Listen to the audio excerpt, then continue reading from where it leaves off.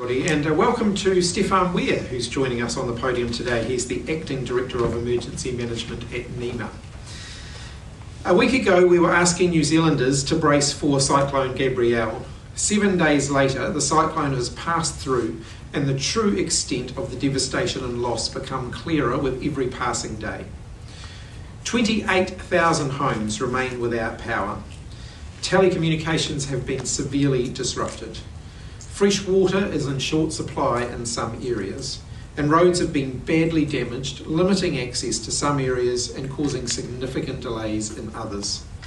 Supply chains have been disrupted, and moving goods around has been incredibly challenging.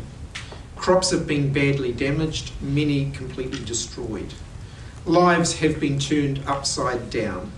Many people have seen their homes and all of their possessions completely destroyed. Countless others have been displaced. Tragically, so far, 11 people have lost their lives and more fatalities remain possible. 6,431 people have been reported to police as unaccounted for. We know that 3,216 are okay, and police are working hard to reconcile the others. Emergency services and first responders have done us all proud. Many have worked themselves to the point of utter exhaustion.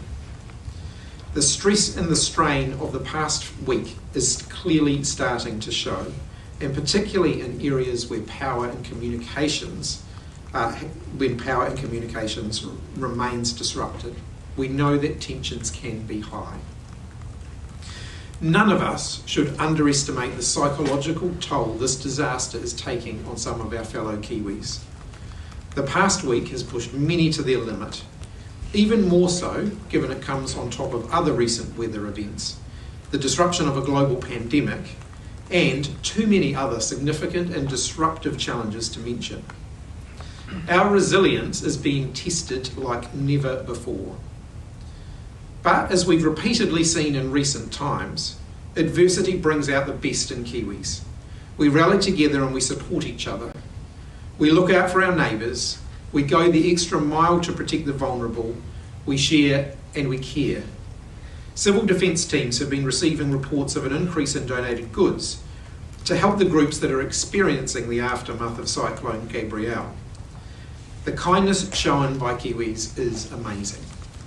However, making monetary donations, big or small, are the single most helpful thing people can do in the wake of the cyclone to support those disrupted communities, because that enables the support organisations to require what is most needed in those communities. There are a number of relief funds that have already been set up to manage donations and to ensure that they're getting supplies to where they're needed. Those include those set up by media organisations, the mayoral relief funds, and in the particular area in the specific regions. We're surging extra support from around New Zealand into the regions that need them. And when additional help is required, we're accepting it from overseas. The Australian emergency responders announced on Friday are supporting Fire and Emergency New Zealand with a 27-person impact assessment team. 25 of them are already on the ground in the Hawke's Bay, and 2 are supporting the National Coordination Centre. Their main focus will be on helping to contact those who are not yet accounted for. Today we've accepted an offer of support from Fiji. 10 personnel from their Defence Force, 4 Fire Authority crew, and 4 National Disaster Management Office officials are preparing to leave for New Zealand in the coming days. The United States and Australia, through the New Zealand Defence Force, have provided crucial satellite imagery products of the affected areas. And we're in the final stages of working to accept an offer from the Australian Defence Force, who will support the New Zealand Defence Force with a C-130 transport aircraft, airload teams to rig freight on the aircraft, and environmental health staff to assist in analysing health risks. All of this will be a great help, and we thank Fiji and the United States as we thank Australia. We've received a dozen or so offers of international assistance in total. With so many New Zealand communities still coming to grips with the path ahead, and these offers of international assistance coming into New Zealand, I don't believe that now is the time for me as Prime Minister to be heading in another direction. I was due to travel to Fiji for the Pacific Islands Forum this Thursday and to come back on Friday, but I've asked the Deputy Prime Minister, Carmel Sepuloni, to go instead, and she will travel in my place. The new arrangements are being finalised. Our relationship with the Pacific is incredibly important, and I'll be looking for opportunities to connect with Pacific Island leaders as soon as possible. There is no doubt that as a country we have a steep mountain ahead of us, and we will climb that together. Our attention over the past week has been focused on the initial emergency response, rescuing those stranded, restoring lifelines and removing hazards. In some areas that still remains very much the focus. In other areas though, recovery is starting to get underway. As the extent of the damage and the need becomes clearer, we'll be able to shape our response accordingly. We know that this recovery is going to come with a big price tag, and we will have to once again reprioritise and refocus our efforts and our resources. We will build back better, but we will also need to build back more resilient than before. For far too long as a country, we've underinvested in infrastructure and resilience, and that has to change. Tomorrow, Cabinet will consider some further early measures to support the response and recovery. This is going to be an ongoing process. We will get through this. As a government, we will do what it takes to recover and to rebuild. The usual systems and processes of government are going to need to change and adapt to the extraordinary circumstances that we find ourselves in. If we're going to build back better, and if we're going to build back quickly, some tough calls will need to be made, and I'm absolutely committed to doing that. To quickly recap on the latest information before we open up for questions. There are currently no weather warnings or watches in place for New Zealand. Of the 28,000 homes still without power, the bulk are in Napier and Hastings. Up to 45% of Napier has now been connected. Road access remains restricted, but is progressively opening up. The rail line has been badly damaged and will take some time to repair. Fuel supply is being replenished, but some spend limits remain in place to ensure that everyone can get what they need. After almost a week without power in some areas, stress levels are high and the police are working to maintain law and order. I know how hard this is, but I ask everyone to remain calm. Everyone is working as hard as they can to get things back online. Drinking water in Hastings and Napier is safe. Welfare in the Hawke's Bay remains a top priority. State Highway 2 between Gisborne and Wairoa is now open 24 hours a day for the public. State Highway 38 is now open for utility vehicles only, and it's expected to reopen in the next few days for the public, allowing transit between Wairoa and the Bay of Plenty. Cell coverage has been restored to Wairoa, and water supply is safely operating, but a boil water notice remains in place. The Army has mobilised 2 25-person emergency response teams to Wairoa and Hastings. In Northland, some communities remain isolated, but contact has been made with most of these. Transit across the region remains an issue, with stop-go operating in places along State Highway 12, 14 and 15. In Gisborne, the main water treatment plant is now operating. However, there are still water use restrictions in place. Water has been supplied by tanker to 2 West Auckland communities, and overnight 81 people were accommodated in the 3 Auckland CDCs. State Highway 35 from Tapuia Springs to Tolaga Bay remains the only section of State Highway 35 to be closed. An alternative route is being worked on, but Tokomaru Bay could remain isolated for up to 5 more days. Matawhai and Waipiro Bay townships remain isolated. State Highway 35, the Kuwai Bridge, has been completely severed, with one side of the bridge snapped and the other hanging down into the river. A temporary replacement is being planned. NEMA have deployed 60 Starlinks into the Hawke's Bay and Tairāwhiti regions, 20 more already, and it's expected that there will be at least 100 Starlinks out in communities soon, providing much needed connections to the world. The fibre connection and 4G coverage is up and running, and for the most part in Gisborne, but telecommunications companies are strongly urging people not to overuse the network at this point. Capacity will be limited and it will take some time to get back to more normal levels of service. Northland, Coromandel and Hawke's Bay are largely back online, with just a small number of sites being worked on. And finally, the HMNZS Canterbury is due to leave Lyttelton tomorrow and is estimated to arrive in Napier on Tuesday. They'll be bringing equipment, including 5 Bailey bridges, 20 generators, 50 gas bottles and 120 emergency packs. We'll now open up for questions. There's been a lot of, fear and speculation around the death toll in particular. Are you able to run us through the process of police identifying a deceased and then actually reporting it? Yeah, so once police have confirmed information that someone has died, their first port of call will be to contact the next of kin to make sure the family are aware, and then it will be publicly reported after that. That delay time is not a significant delay time, but obviously they're trying to contact families, and in some cases that's proving to be challenging. But police are not, I can confirm, police are not sitting on significant information about a large number of deaths or anything like that. It would be a very small number, if any, that they might be aware of but have not yet publicly reported because they are still seeking to contact the next of kin. I am aware that there are people out there making claims about a much higher death toll. My request to them is, if you have any information, make sure you're reporting that to the police so that the police can investigate that and follow that up. It's not unusual in circumstances like this to see people making claims that then don't bear out with fact. But I would just ask people to report information to the police, and then the police can report that publicly. And there's also been some reports of looting over in Hawke's Bay in particular. What do you have to say to people doing that? The advice that we've had from the police is that the levels of dishonesty-related offending that they have seen isn't particularly elevated, but the level of attention that it is getting is naturally elevated. I can tell you that police have made arrests. So since Tuesday, they have arrested 42 people in the Hawke's Bay and 17 in the Tairāwhiti area.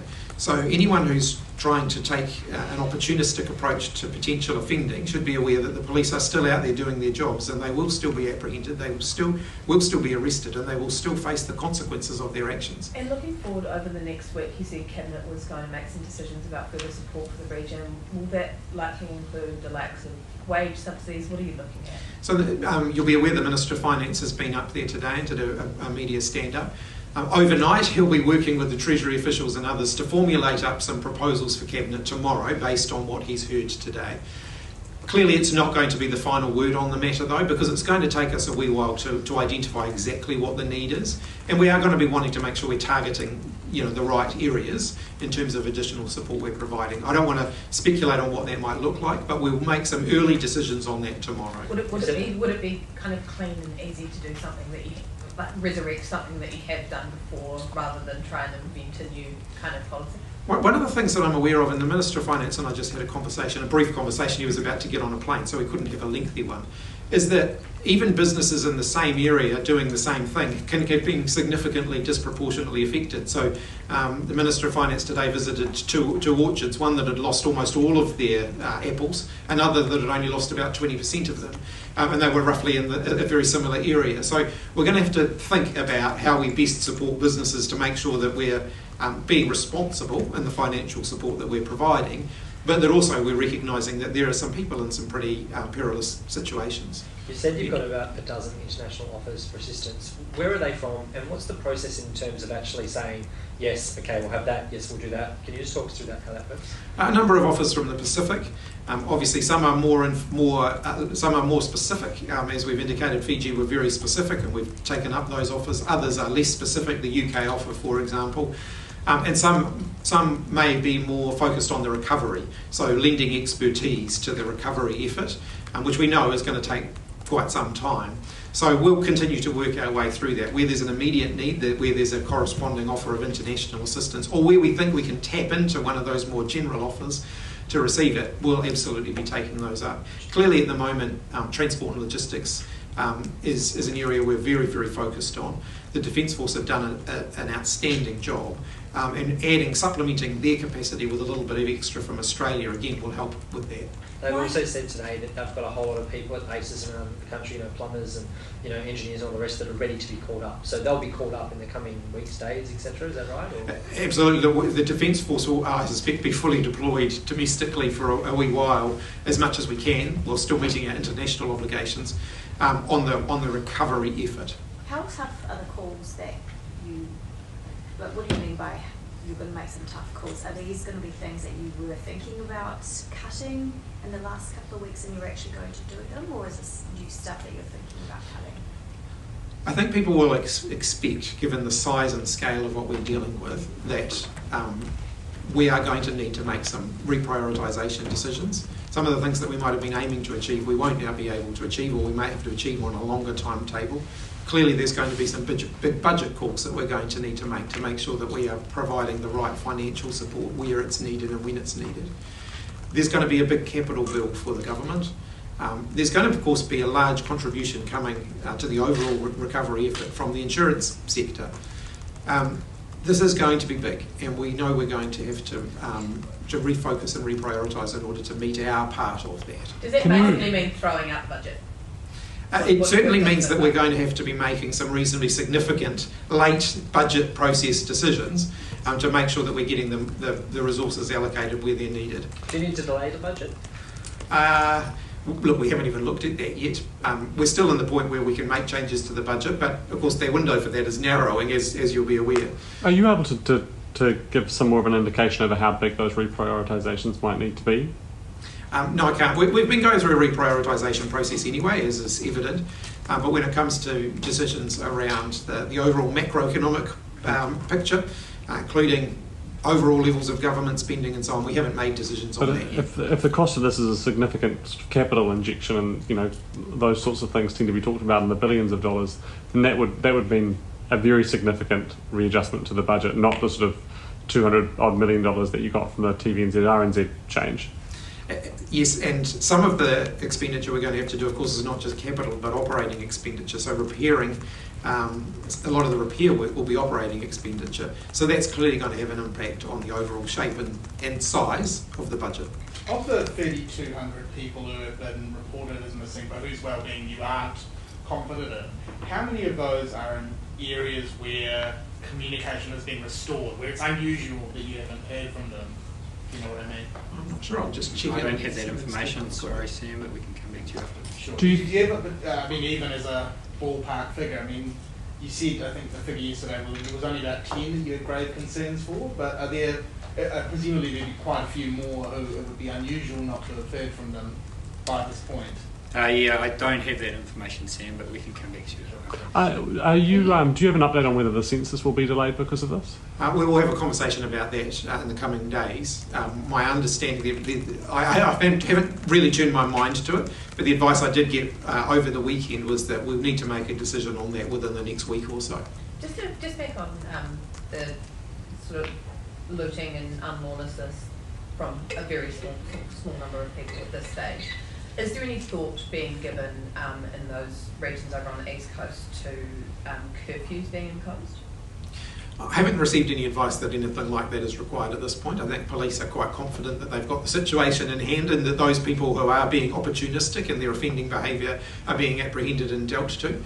Of course, we'll continue to receive feedback from police on that. They have been putting extra police resource into those regions most affected. And are you worried as those stresses rise, as those tensions rise over there, that lawlessness may increase? I wouldn't necessarily call it lawlessness, but I think we are likely to. There is a possibility that we will see stress manifesting itself in more people being aggressive in their behaviour, and we know that that's happened after other events. And the longer people go without power, the longer they're going without communications, the more uncertainty that they're facing, the more pressure people will be under. And there are a segment of the population that really struggle to control themselves in those sorts of circumstances. So a focus for us, and the focus for the health system in particular, will be, and the overall welfare system, will be making sure that we're trying to get support to those people who need that additional support, because it is human nature that when you're faced with these extraordinary circumstances, it can put people under a huge amount of stress. So what psychological support are you offering there? Ultimately, we'll be working through the existing health providers to identify those who need additional support. The Te Whatu Ora have got a good ground game in terms of making sure that we've got support provided. And it will involve all of the primary healthcare providers, including from GP practices through to St John's and others. Is I'm just looking at the mental health. any of their pending linked with people who can't access food, can't access water? Are there any people who actually need supplies who can't get it? I haven't received reports of that. There are emergency supports available in most of these areas around food packages. Food banks are operating. We're helping to support restock those, and of course there's emergency food packages in areas where people just can't access that through the regular means. Have you been briefed on a potential death toll? Not an overall death toll. We're reporting them as they are confirmed, as I've said. Are there any estimates of what's going on in the area? No, I haven't got anything other than what's been publicly reported. In the mental health space, a lot of the system has relied on the 1737. Is there anything extra being done to get people on the ground? Because obviously communications aren't up, so that service can't be accessed, Hawke's Bay and Gisborne in particular. Yeah, there has been a focus on getting extra primary healthcare staff, and that can involve a range of different people. Paramedics who are more trained to deal with people in mental distress, and they've put some more people on the ground already and will continue to do that. Similarly, there are some of our nursing workforce are trained to provide additional support to people in those circumstances. We'll be, if we need to, moving more of them into the area if it becomes clear that that's the need. Could you please confirm the area in Te Tai Tokerau that is still cut off and isolated, and why it's taken so long to reach that particular rohe? Let's see if Stefan's got a more detailed map of that area. I'll give him a minute and we'll just check that one out and we'll come back to you. So, given the sheer number of people that are having to be deployed to these areas, but accommodation in a lot of cases is being wiped out, what sort of processes are going in the way of standing up more accommodation? So one of the things the Defence Force are looking at the moment is temporary accommodation and what they can help to provide in terms of temporary accommodation for first responders. So it's not accommodation for everybody. This would be anything that they provide would be very targeted, and it would be for those who are supporting the emergency response. So the Defence Force are looking at what they could potentially stand up to provide that extra support. Do you have an update of the number of people that are still sleeping in school halls and village halls and are yet to get into some of that slightly more permanent emergency accommodation? About 200 overnight from what I gather, and about 800 so far have been moved into temporary accommodation. Because this is going to be such a huge response for so many months, is something you're looking into on Monday? Is a minister responsible for this? One of the things that I will look at in the next few days is how best we structure the response. Of course, it's quite a wide-ranging response, so it's different to some of the other things that we've dealt with, in the sense that it's not necessarily restricted to one particular area. The effect and the need and the effects in different areas are different, and it is going to draw on pretty much all parts of government to support the recovery effort.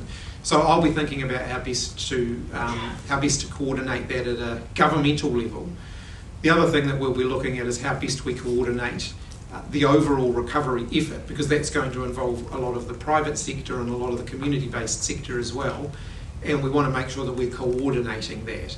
And again, that will involve some prioritisation across the country as well. We've only got a certain amount of capacity in some areas, like road building and construction, and we're going to want to make sure that we're prioritising that and sequencing that work.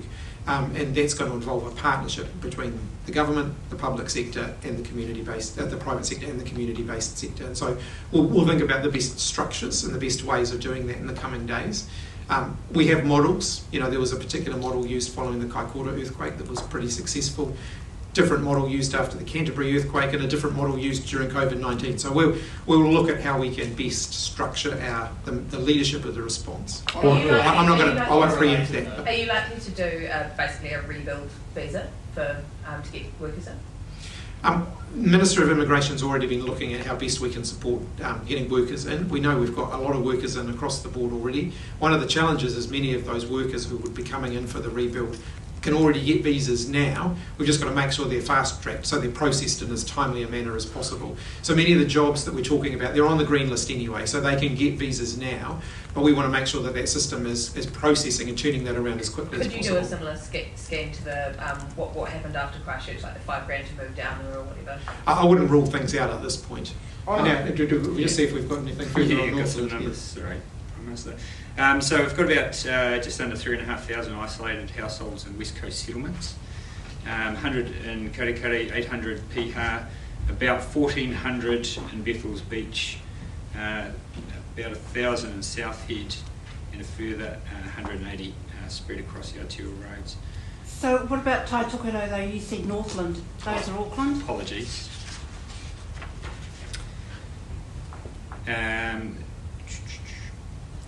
I don't have information, sorry. So we I'd have- have to come back to Is you on that a that concern specific. though that we don't have that information, given that they were affected some time ago at the start of the cyclone, and we still don't know It's how not, many there are? I wouldn't say that we don't know. I'd say that we don't have the Is that a information right concern, here. though, Well, that we I don't would say have that the I don't info? have the information in front of me. That doesn't mean that the information doesn't exist. So we'll certainly see if we can get that, and we'll get it to you if we can. Related to Anna's question, are you looking at any sort of legislative changes? Have you got all the legislation you need? Are there any sort of gaps? You know, and there was some urgent legislation passed after the Christchurch earthquakes.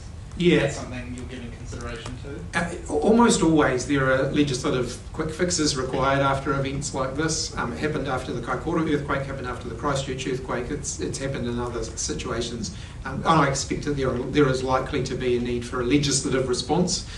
We won't know what that is just yet, but I imagine in the next week or two or three or however long it takes, that'll become a bit clearer. Experts were saying after the Auckland flooding that there needed to be changes yesterday to get us ready for climate change related events, and then 2 weeks later we had this. Is that the sort of legislative changes you're going to look at? But there's already a lot of discussion going on now about our overall level of resilience, managed retreat from some areas and so on. Minister Shaw has been leading some of that work. And there has been other consideration in other portfolios around that. For example, as Minister of Education, one of the things that I was looking at prior to becoming Prime Minister was where we build schools, for example, and making sure that we're building them in places that are the most resilient.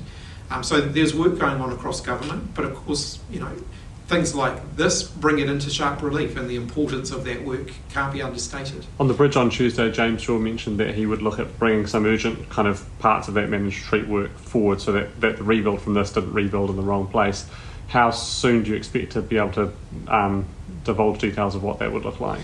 Look, we'll work through that as quickly as we can. That is quite a big piece of policy work required to make sure that we're doing this well and that we're doing it fairly and we're not being overly arbitrary in the decisions that we're taking.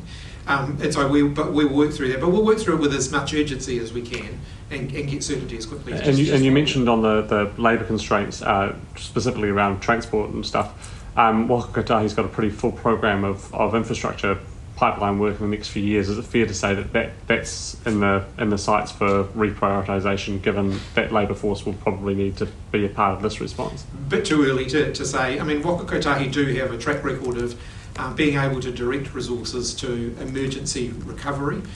They've done it before. They'll need a little bit of time just to scope up exactly what kind of resource they'll need to redeploy and what the implications of that will be for the rest of their program. Just Why on the didn't you managed- accept help from overseas sooner on this? Because Australia was offering help quite early in the piece. We've been accepting help where there's been a need for that help. What we don't want to have, of course, is to have a whole lot of people flooding in where we don't necessarily have a clear task for them. So we've been accepting offers of help where there's a clear task that needs to be done, and also where we can accommodate those people. We don't want a whole lot of people there, crowding the field if we haven't got a clear task for How them. are we accommodating personnel in the field? In a variety of different ways. Obviously, we're using accommodation that's available, but as I've said, the Defence Force are also working to help shore up additional accommodation where it's needed. And the number of Defence Force personnel is creeping up. I see it's out now at 900. Why not put more? Don't we have a force of 9,000? Why don't you put all of that? Again, it's a question of making sure that we're getting the right people in the right place at the right time and with the right skills.